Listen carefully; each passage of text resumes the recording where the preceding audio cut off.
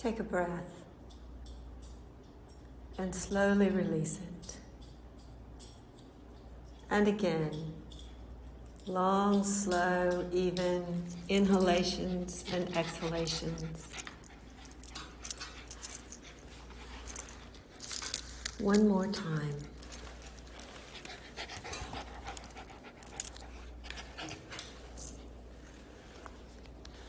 And be still.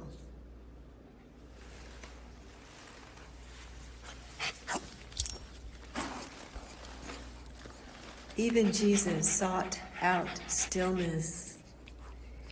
Hearing of John's death, Jesus climbs in a boat, withdrawing to a deserted place alone. Sorrow rising in his heart, he seeks stillness in God's presence.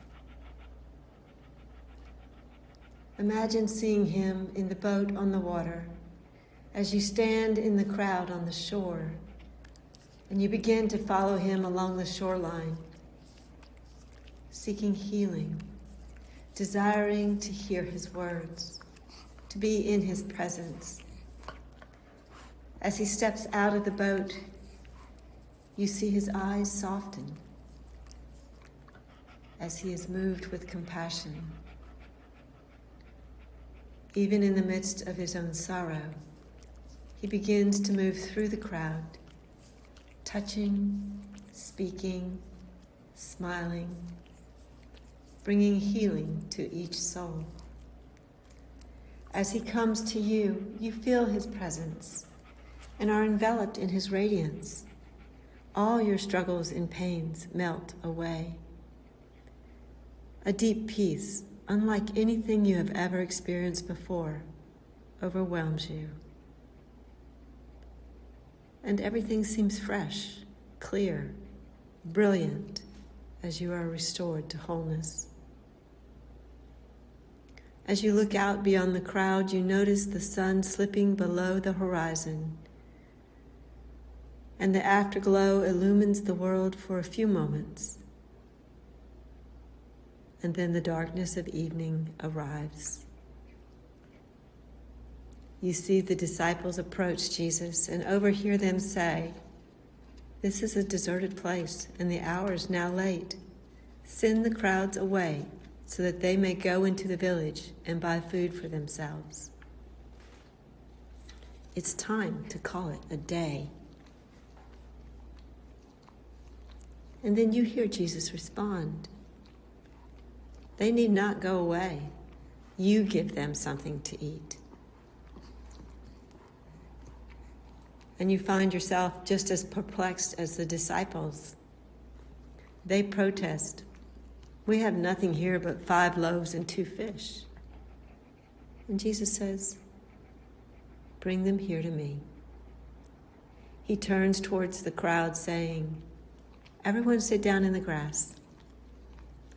You feel the grass is cool and soft. Its smell fills your nostrils. You are gathered in a small group within the larger crowd.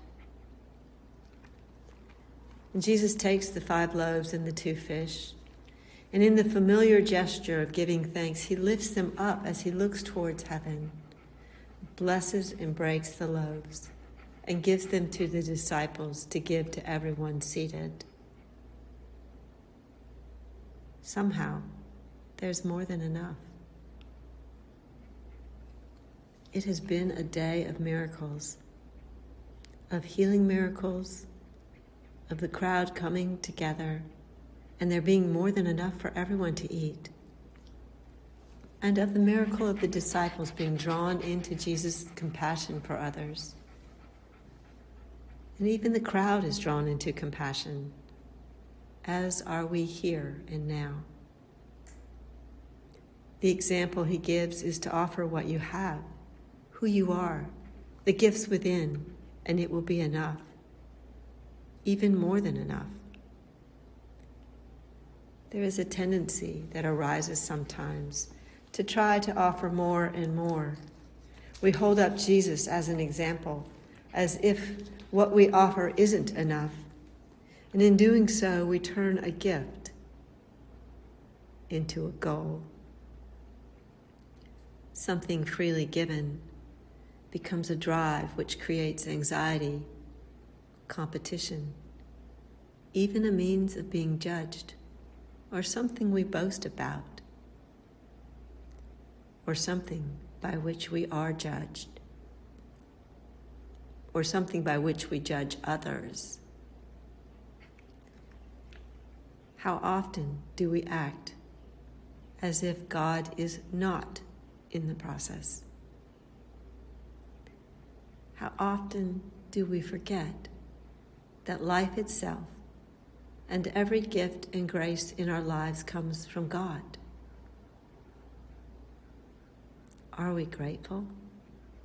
Do we give thanks? Do we freely share, giving from what we receive? Are we good stewards of this life, this world, this community? In his day-to-day ministry, Jesus offered only what he possessed, nothing more, nothing less. He alone could give his life for the life of the world. It was the most loving thing he could do, to show us God's radical love. Perhaps the miracle comes for us in being thankful, acknowledging that all we have is from God, and then freely giving, offering from what we have, and trusting that in God it is enough. In reality, it is more than enough. When we freely offer what we have, and we trust that in God it is enough, it will fulfill God's purpose. Remember, trust in God, give thanks, share, believe in miracles. You are enough.